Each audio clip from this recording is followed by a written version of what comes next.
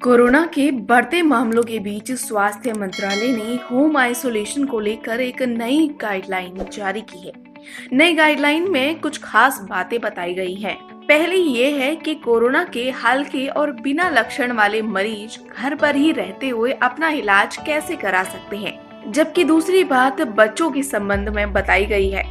तो आइए आपको बताते हैं सरकार द्वारा जारी गाइडलाइन में कोरोना के मरीजों को लेकर और क्या जानकारी दी गई है।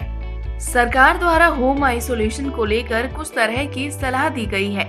गाइडलाइन के अनुसार मरीज को लगातार डॉक्टर के संपर्क में रहना चाहिए। हालत गंभीर होने की स्थिति में तुरंत अपने डॉक्टर को इसकी जानकारी देनी चाहिए। अगर कोई मरीज पहले से ही कोई अन्य बीमारियों से ग्रसित है तो उसे डॉक्टर के संपर्क के बाद ही दवा लेनी चाहिए।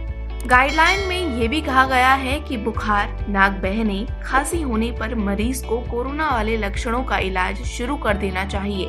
मरीज को गर्म पानी से गरारे करने चाहिए और दिन में 2 बार भाप जरूर लेनी चाहिए। सरकार की इस गाइडलाइन में सुझाव दिया गया है कि अगर दिन में 4 बार पैरासीटामोल 650 लेने पर भी बुखार नहीं उतरता है तो मरीज को अपने डॉक्टर से संपर्क करना चाहिए। डॉक्टर आपको नॉन स्टेरॉयडल एंटी इन्फ्लेमेटरी दवा जैसे कि नेप्रोक्सेन 250 mg दिन में 2 बार लेने की सलाह दे सकते हैं।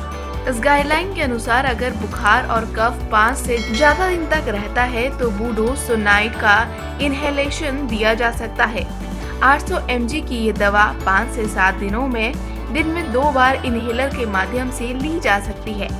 अगर बुखार खांसी 7 दिनों से ज्यादा दिन तक रहती है तो गाइडलाइन में डॉक्टर के परामर्श के बाद कम डोज वाले ओरल स्टेरॉयड लेने की सलाह दी जा सकती है।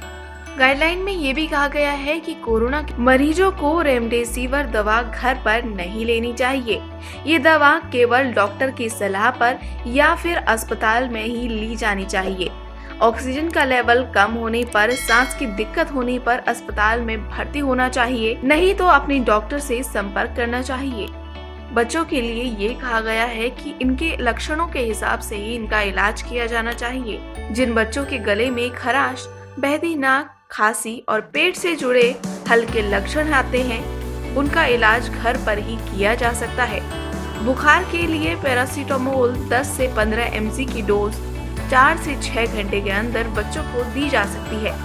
खांसी के लिए गर्म पानी के गरारे कराएं। हाइड्रेशन बनाए रखने के लिए बच्चों को ज्यादा से ज्यादा तरल पदार्थ खाने पीने के लिए देना चाहिए।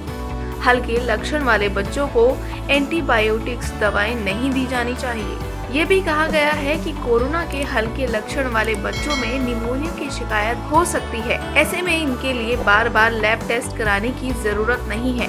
हल्के लक्षण वाले बच्चों को कोरोना के अस्पताल में भर्ती भी कराया जा सकता है। 94% से कम ऑक्सीजन होने पर ऑक्सीजन सप्लीमेंटेशन देने की सलाह भी दी गई है।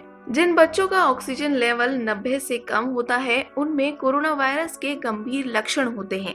इन बच्चों में गंभीर pneumonia, multi organ dysfunction syndrome, septic shock जैसे गंभीर लक्षण भी देखे जा सकते हैं।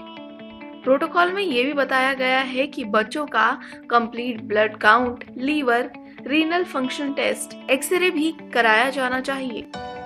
अगर आपको हमारा ये वीडियो पसंद आया तो हमें लाइक, कमेंट, शेयर जरूर करें।